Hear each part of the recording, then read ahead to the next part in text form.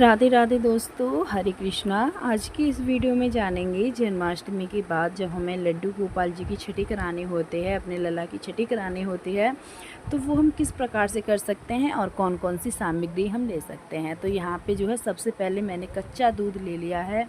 तो लला को जो है इसमें आपको डुबकी लगानी होगी। ये आप 3 बार करिएगा।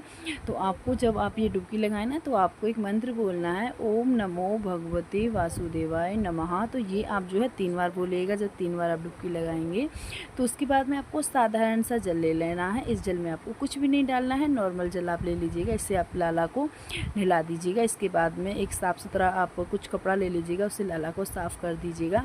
फिर लाला को आप वस्त्र धारण कराइएगा। तो आपके पास में जो नए कपड़े हो लड्डू गोपाल जी की, वो वस्त्र आपको यहाँ पे लाला को पहनाने होंगे। अब देखो छठी वाले दिन जो लाला के लिए जो भी सामान आएगा वो सारा नया आना चाहिए। छठी का मतलब होता है जैसे कि हमारे घर में जब कोई बच्चा जन्म लेता है तो उसकी भी हम छठी करते हैं ना, तो उसी प्रकार से हमें लाला की छठी करनी होती है।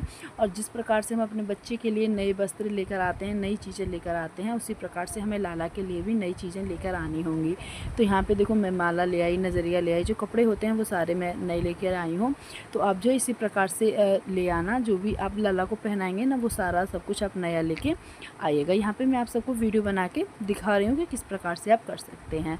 ठीक है, तो आप यहाँ पे जो भी बने ना, आप सब कुछ नया लेके आना, जैसे कि बाल, नज़रिया, माला, बांसुरी, मुकुट, वस्त्र। तो ये सारे सब कुछ ना आप लाला के लिए नए लेके आना। साथ में आपको एक काला धागा लेके आना होगा, जो काला धागा लाला की कमर में आपको बांधना होगा। ठीक है, इस प्रकार से ये सारा सामान आप ले आइएगा। और एक झूला आपको लेके आना है, क्योंकि जब हम लाला की छठी करते हैं तो उस दिन हमें लाला को जो है झूले पे झूलाना बहुत ज़्यादा ज़रूरी हो जाता है। तो आपको जो है झूला लेके आना है। उसके बाद में यहाँ पर जब आप लाला को तैयार कर लें तो आपको थोड़ा सा चंदन ले लेना है, और चंदन से आपको लाला का तिलक करना है। तो यहाँ पर मेरे पास में चंदन था, तो मैंने लाला के लिए थोड़ा सा चंदन ले लिया है, और उससे मैंने यहाँ पे जो है लाला का तिलक कर दिया है।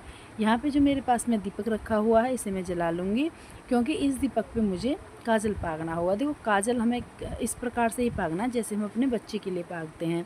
जब हमारा बच्चा जन्म लेता है तो उसकी जब हम छठी करते हैं तो हमें काजल पागना होता है उसकी आँखों में लगाने के लिए। तो इसी प्रकार से हमें अपने लाला के लिए भी ये सारा सब कुछ करना होगा। तो यहाँ पे देखिए मैं एक चम्मच ले रही हूँ। उस चम्मच पे जो है मैं काजल पागूंगी, और जिसे ही इस चम्मच पे काजल पक जाएगा तो फिर मुझे ये ठंडा करने के बाद लाला की आंखों में लगाना होगा। तो यहाँ पे जो मैं वही कर रही हूँ।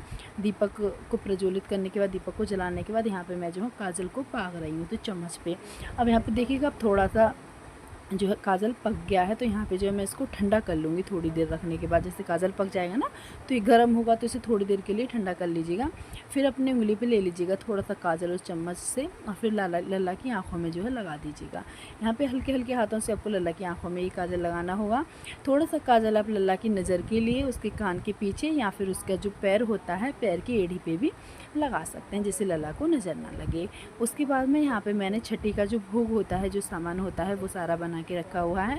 तो यहाँ पे मैंने कढ़ी चावल, कुछ मिठाइयाँ हैं, कुछ फल हैं और जल है, जो कि जिससे मैं छठी पूजूंगी। तो यहाँ पे जो है मैंने कढ़ी चावल बनाए थे। अच्छा, जब आप कढ़ी चावल बनाएं, लला का भोग बनाएं, तो इसमें जो है आपको प्याज और लहसुन का इस्तेमाल नहीं करना है। और जितना भी आप भोग बनाए ना, उस समय आपको थोड़ा थोड़ा एक एक तुलसी का पत्ता ज़रूर डालना होगा। तो यहाँ पे देख लीजिएगा मैंने चावल में, मिठाइयों में, जल में और कढ़ी में सब में मैंने थोड़ा थोड़ा एक एक तुलसी का पत्ता डाल लिया है। तो इस प्रकार से आप भी डाल लीजिएगा। यहाँ पे जो है थोड़ा सा चावल मैंने ले लिया है। चावल में जो है कढ़ी मिक्स करके लला का भोग लगा दीजिएगा। जो भी आपने भोग का सामान लिया उससे आप जो है थोड़ा थोड़ा भोग लगा सकते हैं। वैसे बहुत सी जगह जो है मूंग की दाल की जो खिचड़ी होती है उससे भी लला की छठी कर देते हैं। तो जो आपसे हो वो आप बना लीजिएगा। कढ़ी चावल बनाना चाहते हैं कढ़ी चावल बना सकते हैं, मूंग की दाल की खिचड़ी बनाना चाहते हैं तो वो बना लीजिएगा। वैसे तो हमने यहाँ पे कढ़ी चावल से ही लला की छठी की है। तो यहाँ पे अब आपको क्या करना है कि जो जो आपके पास में है वो सब जो है लला को भोग दीजिएगा, भोग लगा दीजिएगा। जो जल है, मिठाइयाँ हैं, फल हैं, जो कढ़ी चावल है, उससे आपको लला को भोग लगाना होगा। उसके बाद में आपको जो है लला का दक्षिणा जो होती है उससे आपको न्यौछावर करनी होगी।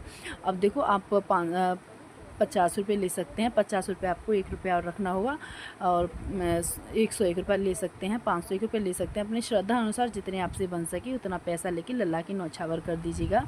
और उसके बाद में आपको क्या करना है कि लल्ला को जो है झूला झुलाना है। तो आप जो है झूला झुलाइएगा लल्ला को। अगर आपके पास में झूला नहीं है तो आपको क्या करना है कि गोद में लेके भी आप लल्ला को झूला झुला सकते हैं, ठीक है।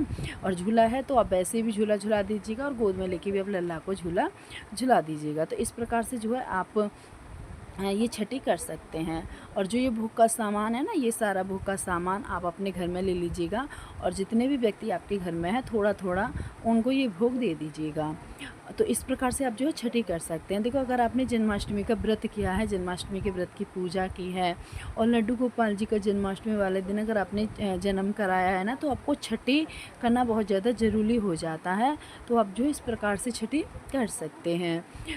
तो छठी कौन से दिन होती है? जैसे कि हमने 16 अगस्त को जन्माष्टमी का व्रत रखा है, तो हमको जो है छठी, जैसे जन्माष्टमी के छठे दिन हमको जो है लड्डू गोपाल जी की छठी करनी होगी। तो इस हिसाब से 21 अगस्त को जो है हमें लड्डू गोपाल जी की छठी करनी होगी। तो इस प्रकार से आप जो है लड्डू गोपाल जी की छठी कर लीजिएगा। उम्मीद है वीडियो आप सबको अच्छी लगी होगी और आप सबकी समझ में आई होगी। वीडियो अच्छी लगी तो चैनल को सब्सक्राइब जरूर कर देना। कहीं गलती हो गई हो तो क्षमा ज़रूर कर देना।